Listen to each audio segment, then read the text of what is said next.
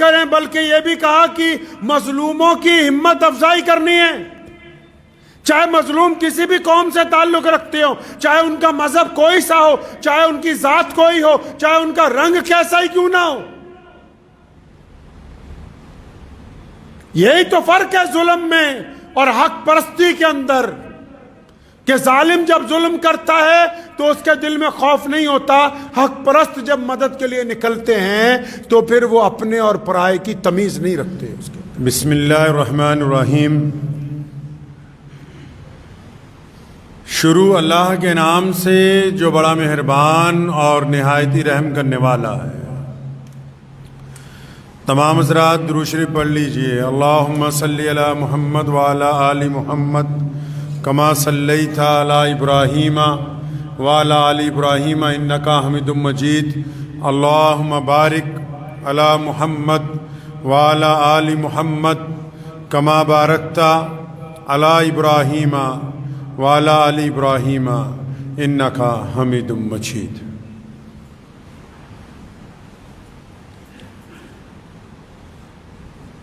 حالات کے قدموں پہ کلندر نہیں گرتا، حالات کے قدموں پہ کلندر نہیں گرتا، ٹوٹے بھی جو تارا تو زمین پر نہیں گرتا۔ حالات کے قدموں پہ کلندر نہیں گرتا، ٹوٹے بھی جو تارا تو زمین پر نہیں گرتا۔ گرتے ہیں سمندر میں دریا تو بہت سے، لیکن کسی دریا میں سمندر نہیں گرتا۔ اللہ کے پیارے نبی حضرت محمد رسول اللہ صلی اللہ تعالیٰ علیہ وسلم کی جو زندگی ہے، آپ صلی اللہ علیہ وسلم کا جو پیغام ہے، نبی علیہ السلام نے راستہ جو جینے کا عطا کیا، اس میں ہر صبح و شام کی رہنمائی شامل ہے۔ جس طرح ضرورت پڑنے پر ڈاکٹر الگ الگ دوائیاں تجویز کرتا ہے، اسی طرح اسلام نے الگ الگ اوقات میں، الگ الگ وقت میں، الگ الگ حالات کے درمیان اپنے ماننے والوں کی رہنمائی کی۔ عبادات کے ساتھ ساتھ اس بات کو یقینی بنایا کہ بہترین زندگی گزارنے والا بندہ کون ہو سکتا ہے۔ ہمارے پیارے نبی حضرت محمد رسول اللہ صلی اللہ تعالی علیہ وسلم کی اگر ہم زندگی دیکھتے ہیں تو آپ صلی اللہ علیہ وسلم نے دنیا کو ایک بہترین طریقہ عطا کیا جینے کا۔ اسلام سے پہلے دنیا میں کیا تھا؟ رنگ ڈنگ جو تھے نا دنیا کے، وہ ایسے نہیں تھے۔ دین آنے سے پہلے، پیارے نبی صلی اللہ تعالی علیہ وسلم کے دور آنے سے پہلے، بہت سارے لوگوں کو آپ نے سنا ہوگا کہ جب کوئی پریشانی آتی ہے، دکھ آتا ہے، تکلیف آتا ہے، یا کبھی حالات ناسازگار ہو جاتے ہیں، تو بڑے لوگ جو دیندار لوگ ہیں وہ اس بات کی تلقین کرتے ہیں کہ نماز پڑھو، استغفار کرو، اللہ تعالیٰ سے استغفار کرو، اپنے گناہوں کی معافی مانگو۔ لیکن اسلام نے انسانوں کی دو طریقے سے رہنمائی کی، روحانی طور پر بھی، جسمانی طور پر بھی، دینی طور پر بھی، سماجی طور پر بھی۔ اب صرف ایسا تو ممکن نہیں ہو سکتا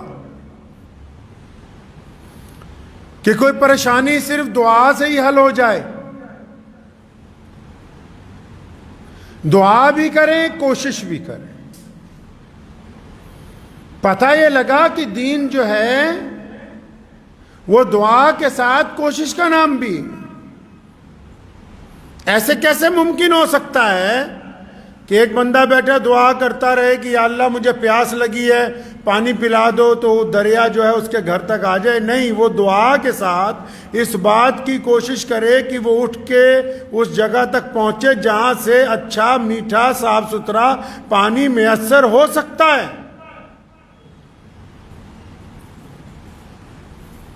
اگر ہم پہلے کے حالات دیکھتے ہیں تو دنیا میں ظالموں نے ہمیشہ بڑی بلند آواز میں جھوٹ بولا ہے۔ تو پہلے کیا ہوتا تھا کہ جب کبھی کوئی بندہ ظلم کرتا تھا، کوئی جھوٹ بولنے والے لوگ جھوٹ بولتے تھے، تو جو مظلوم لوگ ہوتے تھے، جو غریب لوگ ہوتے تھے، جو مظلوم طبقے ہوتے تھے، جو سماج میں پچھڑے ہوئے لوگ تھے، وہ اس ظلم کے سامنے چپ ہو کے اپنا سر جھکا دیا کرتے تھے۔ اگر آپ دنیا کی تاریخ اٹھا کر دیکھیں گے،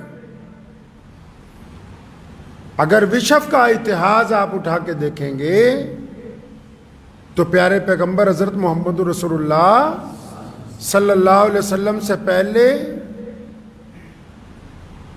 جو ظلم کرنے والی طاقتیں تھیں، ان کے مقابلے میں یا جن لوگوں پر ظلم ہوتا تھا، وہ لوگ خاموش ہو جاتے تھے، چپ ہو جاتے تھے، تسلیم کر لیتے تھے۔ تو نبی علیہ الصلوۃ والسلام نے کیا کیا؟ ظلم کا جواب ظلم سے تو نہیں دیا جا سکتا، جھوٹ کا جواب جھوٹ سے نہیں دیا جا سکتا، بے ایمانی کا جواب بے ایمانی سے نہیں دیا جاتا، ریاکاری کا جواب ریاکاری سے نہیں ہوتا، گھمنڈ کا جواب گھمنڈ نہیں ہوتا۔ اب جو پلڑا ہی پہلے برابر نہ ہو، ایک طرف طاقتور لوگ ہوں، دوسری طرف کوئی کمزور طبقہ ہو، تو پلڑا تو برابر نہیں نہ ہو سکتا۔ لیکن ہمارے پیارے نبی صلی اللہ علیہ وسلم نے یہ تربیت کر دی انسانوں کی کہ پہلے دور میں جو رواج چلتا آ رہا ہے کہ ظالم جب ظلم کرتا ہے مظلوم سر جھکا دیتا ہے اور مظلوم اس کے آگے گھٹنا ٹیک دیتا ہے، مظلوم ظالم کے آگے چپ ہو سکتا ہے، لیکن پیارے نبی علیہ السلام نے یہ رواج ڈالا کہ اگر ظلم ہو تو ٹھیک ہے کہ ظلم اگر ہو گیا کوئی بات نہیں، لیکن ظلم کے آگے گردن نہیں جھکائی جا سکتی ہے۔ یہ فرق آ گیا، مظلوموں کو ایک راستہ عطا کیا، اور دعا کے ساتھ کیا کہا کہ فرمایا ہمت اور صبر سے اللہ کی مدد مانگو۔ حکم ہوا کہ غریبوں کی، مظلوموں کی، غریب طبقوں کی یا جن پر ظلم ہوا ہے ان کی حوصلہ افزائی کرو۔ تو پتہ یہ لگا کہ پوری دنیا میں ایسے لوگ جو کہ پریشان حال ہوں، اگر تو پریشان حال لوگوں کی پہلی مدد یہ ہوتی ہے کہ ان کو ڈرایا نہ جائے بلکہ ان کی حوصلہ افزائی کی جائے۔ اور صرف ڈرے ہوئے لوگ ہی نہیں، معاشرے میں باقی بھی، کوئی بیماری سے ڈرا ہوا ہے، کوئی کاروبار کے نقصان سے ڈرا ہوا ہے، کوئی عزیز و اقارب سے ڈرا ہوا ہے، کوئی رشتہ داروں کے ظلم سے ڈرا ہوا ہے، تو جو ان کے ساتھ تعلق رکھنے والے لوگ ہیں، جو ان کے یار دوست ہیں، جو ان کے پڑوسی ہیں، جو سچ بولنے والے لوگ ہیں، ان کی پہلی ذمہ داری یہ بنتی ہے کہ وہ لوگوں کو ڈرائیں نہیں بلکہ ان کو ہمت دیں، حوصلہ دیں۔ کیونکہ پریشانی کے دور میں، مشکل کے دور میں اگر بہترین پناہ کوئی ہوتی ہے تو وہ انسان کے دل کی طاقت ہوتی ہے۔ اور جب ساتھ والا، کوئی اس کا دوست، کوئی اس کا پڑوسی کسی کی ہمت توڑ دیتا ہے تو وہ صرف اس کی ہمت نہیں توڑتا بلکہ اس کے ذہن کا، اس کے دل کا، اس کے جسم کا، اس کے کاروبار کا، اس کے خاندان کا نقصان کرتا ہے۔ تو شریعت نے تو صرف یہ نہیں کہا کہ آپ دعا، تو پہلی بات تو یہ ہمیشہ ذہن نشین رکھیں کہ اللہ نے قرآن پاک میں وعدہ کیا کہ ہر مشکل کے بعد آسانی، ہر ایک مشکل کے بعد آسانی اللہ نے فرمایا ہے۔ اللہ کی حکمت کو کوئی بندہ پہنچ نہیں سکتا۔ ہر مشکل کے بعد آسانی ہے، اس بات کو ذہن نشین کر لیں۔ اور جب اللہ پر یقین کامل ہوگا تو حالات آتے جاتے رہتے ہیں، لیکن جو بندہ ثابت قدم رہ جائے، اللہ کو وہ لوگ بہت پسند ہیں جو دوسروں کو ڈراتے نہیں، جو دوسروں کو خوف زدہ نہیں کرتے، جو دوسروں کے منہ کا نوالا نہیں چھینتے۔ اللہ تعالیٰ کو وہ لوگ پسند ہیں۔ اور پھر جب کوئی بندہ جھوٹ بول رہا ہو، زور زور سے شور مچا رہا ہو، جھوٹ بول کے برے برے الزامات لگا رہا ہو، جس طرح آج کل رواج ہے سوشل میڈیا کے اوپر، تو اسلام نے کیا کہا کہ جھوٹ بولنے کے والے کے مقابلے میں جھوٹ بولو؟ جس طرح آج کل کچھ مسلمان یوٹیوبرز بھی لگ گئے جھوٹی کہانیاں بنانے میں، جھوٹی سرخیاں بنانے میں۔ اسلام نے کیا کہا؟ اگر کوئی آپ پر جھوٹا الزام لگا رہا ہے، کوئی شور مچانا چاہتا ہے، کوئی دین کے خلاف بار بار غلط باتیں کر رہا ہے، تو اسلام کیا کہہ رہا ہے؟ دعا کرو، دعا کرو، اللہ سے مدد مانگو۔ لیکن نبی علیہ الصلوۃ والسلام کا طریقہ یہ ہے کہ دعا کے ساتھ ساتھ پیارے نبی صلی اللہ علیہ وسلم نے شاعر اسلام حضرت حسان بن ثابت رضی اللہ تعالیٰ عنہ کی ڈیوٹی لگائی کہ حسان ممبر پر کھڑے ہو جاؤ۔ کس لیے کھڑے ہونا ہے یا رسول اللہ؟ اب ممبر پہ کھڑے ہو کر کرنا کیا ہے؟ ممبر پہ تو آپ کھڑے ہوتے ہیں، آپ صلی اللہ علیہ وسلم کی موجودگی میں کوئی اب کیسے کھڑا ہو سکتا ہے؟ آپ صلی اللہ علیہ وسلم نے فرمایا نہیں، حسان ممبر پر کھڑے ہو یا رسول اللہ ممبر پہ کھڑے ہو کے کیا کرنا ہے؟ کرنا یہ ہے کہ یہ جو ابو جہل جھوٹ بولتا ہے، یہ جو عتبہ جھوٹ بولتا ہے، یہ جو امیہ جھوٹ بولتا ہے، یہ جو عبداللہ بن جدان جھوٹ بولتا ہے، یہ مکے کی جو کافر بڑے بڑے ظالم اسلام کے مقابلے میں جھوٹ بولتے ہیں، یہ جو بڑے بڑے یہودی اسلام پر الزام لگاتے ہیں، تو نبی علیہ الصلوۃ والسلام نے کہا حسان ممبر پر کھڑے ہو اور کھڑے ہو کر ان کے جھوٹ کا جواب دو۔ پتہ یہ لگا کہ اگر کبھی کوئی بندہ جھوٹے الزامات کا شور مچا رہا ہو، گرچہ ہماری آواز کم ہو، گرچہ ہمارے پاس وسائل تھوڑے ہوں، پھر بھی ان کے مقابلے میں سچ بولنا محمد الرسول اللہ کی سنت ہے۔ نعرہ تکبیر! نعرہ تکبیر! حق نبوت! حق نبوت! نعرہ تکبیر! سچ بولنا محمد الرسول اللہ کی سنت ہے۔ پیارے نبی علیہ الصلوۃ والسلام نے یہ سکھا دیا ہمیں کہ جھوٹ بولنے والے جھوٹ بولتے رہیں، ہم کوئی ان کی زبان پکڑنے نہیں جا رہے، لیکن جو حقیقت ہے اور جو سچائی ہے اور سچ بولنے والوں پر پابندی لگائی، وہ تمام لوگ سنیں، جو مسلمان میڈیا والے بھی ہیں، جو یوٹیوبرز بھی ہیں۔ ہم سچ کے جھوٹ کے مقابلے میں سچ میں ملاوٹ کرنے والے نہیں ہیں۔ ہم جھوٹ کے مقابلے میں جھوٹ بولنے والے نہیں۔ جو حقیقت ہوگی اس کو بیان کیا جائے گا۔ اسلام نے جو نظام عدل کا طے کیا، اس کا اصول یہ ہے کہ قصور اگر اپنا کا ہوگا تو اپنوں کو قصوروار بتایا جائے گا، قصور اگر پرایوں کا ہوگا تو پرایوں کو قصوروار بتایا جائے گا۔ سچ جھوٹ کے مقابلے میں سچ کے اندر ملاوٹ نہیں کی جا سکتی ہے۔ یہ نبی علیہ السلام کی سنت ہے۔ اسلام بہترین دین ہے۔ اسلام نے ہر دور کے قانون، ہر دور کے قاعدے، ہر ایک طرح کے حالات کا بتایا کہ کرنا کیا ہے۔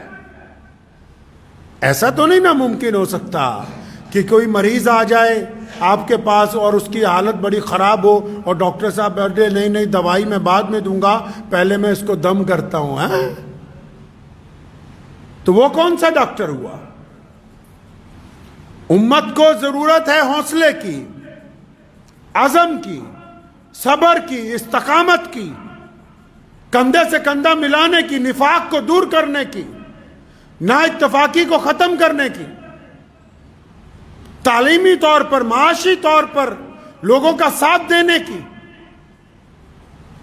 اب وہ تمام اگر امور کو چھوڑ دیا جائے اور صرف یہ سمجھا جائے کہ اکیلی عبادات کے بل کے اوپر ہم آگے بڑھیں گے، نہیں، پیارے نبی صلی اللہ تعالی وسلم نے طریقے واضح فرمائے کہ کس وقت میں کیا کام امت مسلمہ کو کرنا ہے۔ اور جو ظلم کرنے والی طاقتیں ہوتی نا،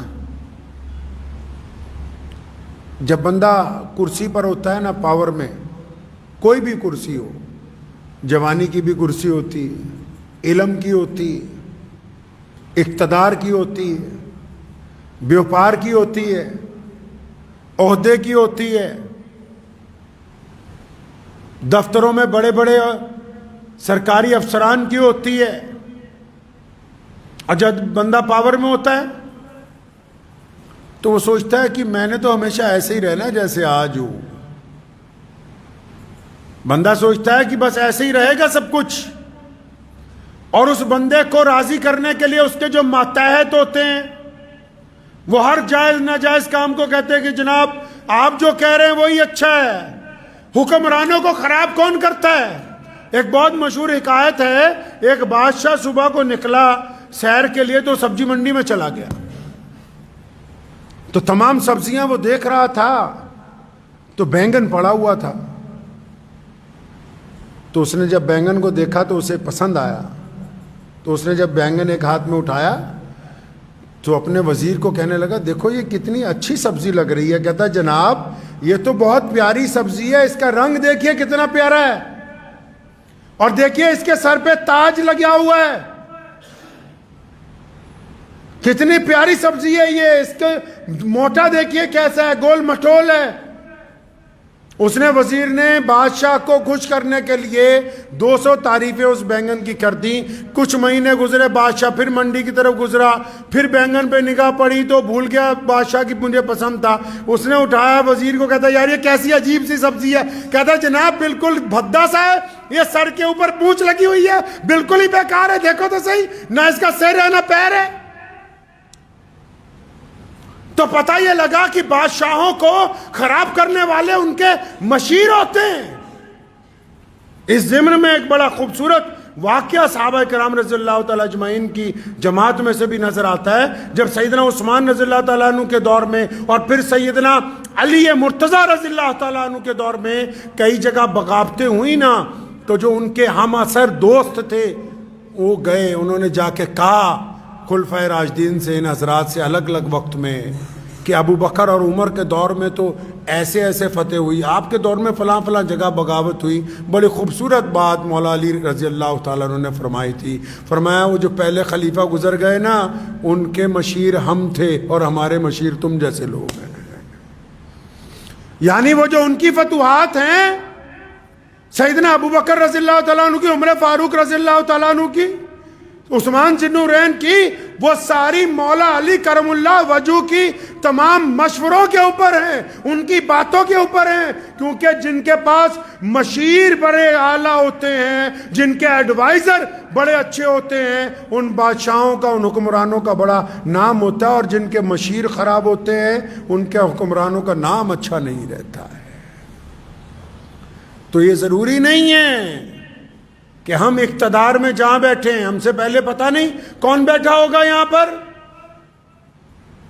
اور جو لوگ ظلم کرتے ہیں، ظلم صرف بڑی بڑی حکومتیں ہی نہیں، جو گھروں میں بھی ظلم کرتے ہیں، جو کاروبار میں ظلم کرتے ہیں، جو مزدوروں پہ ظلم کرتے ہیں، جو ناجائز کسی کو تنگ کرتے ہیں، وہ جب ظلم کرتا ہے نا بندہ، وہ سوچتا ہے بس میں ہی ہوں، آگے پیچھے تو کوئی ہے نہیں، سارے لوگ میرے ساتھ ہیں۔ تو پھر آج کل تو یوٹیوب کا دور ہے نا، نکالیے گا بہت سارے واقعات ایسے ملتے ہیں۔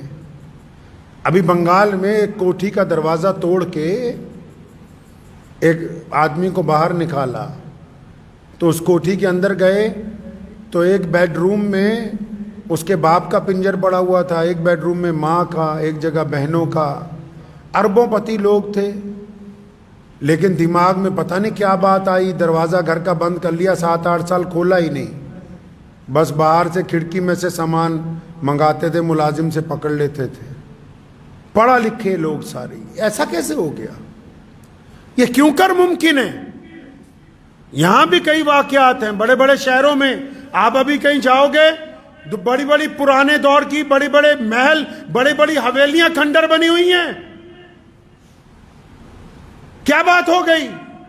کہاں چلے گئے ان میں رہنے والے لوگ جو کہتے تھے ہمارے مقابلے میں کوئی عالم نہیں ہے، ہمارے مقابلے میں کوئی کاروباری نہیں ہے، ہمارے مقابلے میں کوئی سرمایہ دار نہیں ہے، ہم سے بڑا کوئی چودھری نہیں ہے؟ کہاں گئے؟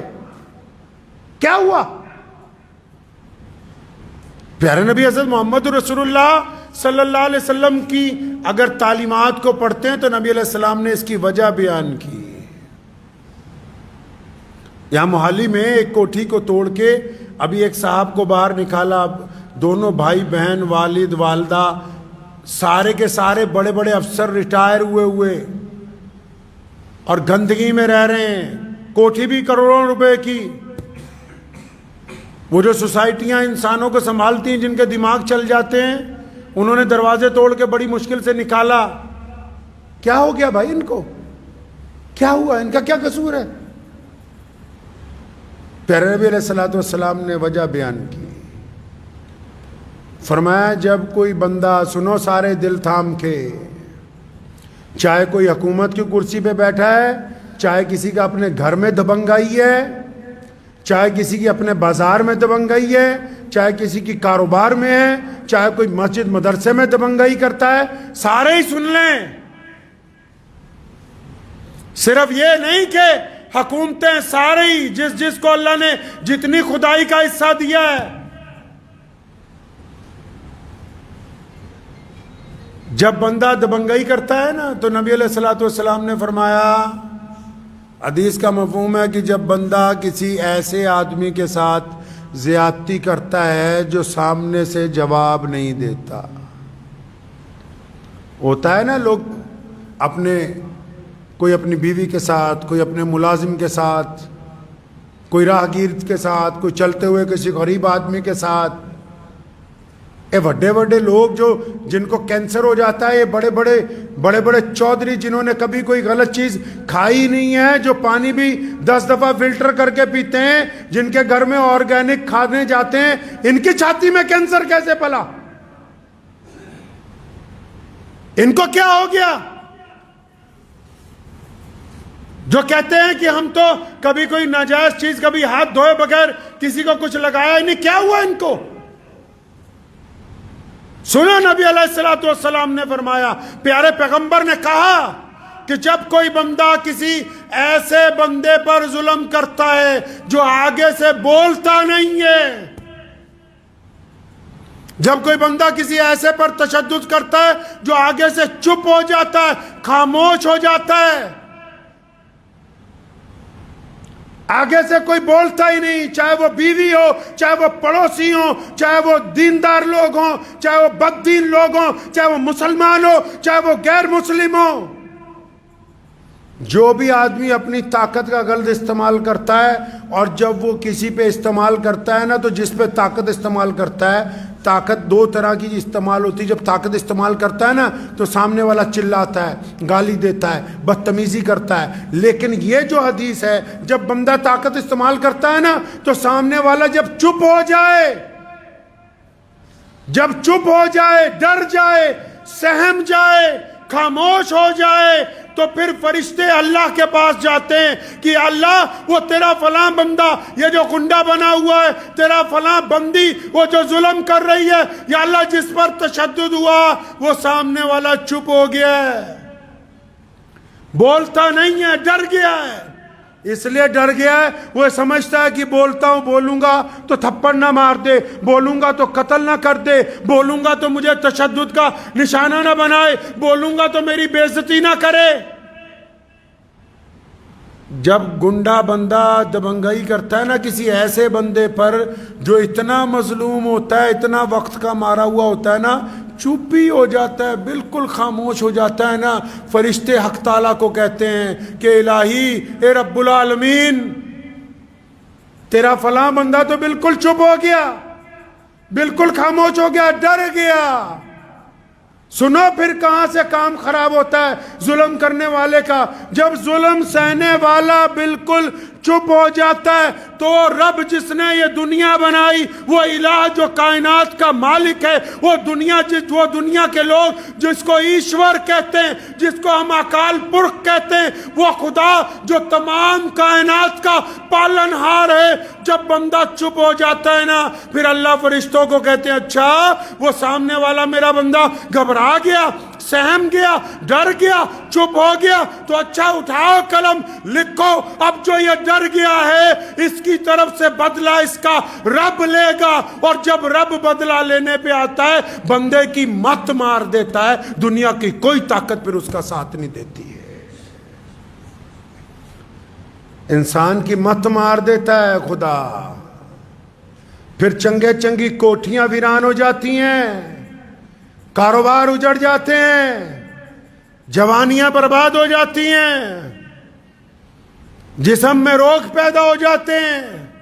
یہ ایسے نہیں ہوتے، یہ ظلم کی وجہ سے ہوتے ہیں، یہ ناک ستانے کی وجہ سے ہوتے ہیں، کسی کا ناک مال دبانے کی وجہ سے ہوتے ہیں، کسی کی ناک جائیداد پہ قبضے کی وجہ سے ہوتے ہیں۔ یہ کیا سمجھتا ہے کہ میں نے تو کوئی غلط چیز کھائی نہیں، میں کیسے بیمار ہو گیا؟ ارے جن پر ظلم کیا، مظلوم کی آہ میں اور اللہ کے درمیان کوئی پردہ ہے ہی نہیں۔ اس لیے ذہن نشین کر لیجئے اس بات کو کہ پریشانی کے دور میں صرف دعا نہیں ہے، دعا کے ساتھ حوصلہ بھی ہے، دعا کے ساتھ ہمت بھی ہے، دعا کے ساتھ ایک دوسروں کا ساتھ بھی ہے، دعا کے ساتھ سچ بولنا بھی شامل ہے، دعا کے ساتھ ظالم کے سامنے گردن اٹھا کے کھڑے ہونا بھی شامل ہے، دعا کے ساتھ بھوکے کو کھانا کھلانا بھی شامل ہے۔ عبادات اس وقت تک کامل نہیں ہو سکتی جب تک عملی طور پر بندہ محمد رسول اللہ صلی اللہ علیہ وسلم کے احکامات کی تکمیل نہ کر دے، اس وقت تک عبادات قبول نہیں ہو سکتی۔ تو دعا کریں اللہ تعالیٰ مجھے اور آپ سب کو ان باتوں پہ عمل کی توفیق عطا فرمائے۔ کریں گے کوشش انشاءاللہ؟ ہاں بالکل۔ اور جو لوگ سوشل میڈیا کے ذریعے کسی کو ڈرانا چاہتے ہیں، سوشل میڈیا کے ذریعے غلط خبریں پوسٹ کرتے ہیں، سوشل میڈیا کے ذریعے کچھ ایسی چیزیں دوسروں کو بھیجتے ہیں کہ اگلا پریشان ہو جائے، سہم جائے، جن کا منشا یہ ہے کہ وہ دوسروں کو ڈرانا چاہتے ہیں، جب یہ وقت کی لاٹھی پڑے گی تو وہ خود خوف زدہ ہو جائیں گے۔ اس لیے ہم لوگوں کو ڈرانے والوں کے اندر حصے دار نہ بنیں، لوگوں کی ہمت بندانے کے اندر حصے دار بنے۔ وآخر دعوانا ان الحمدللہ رب العالمین۔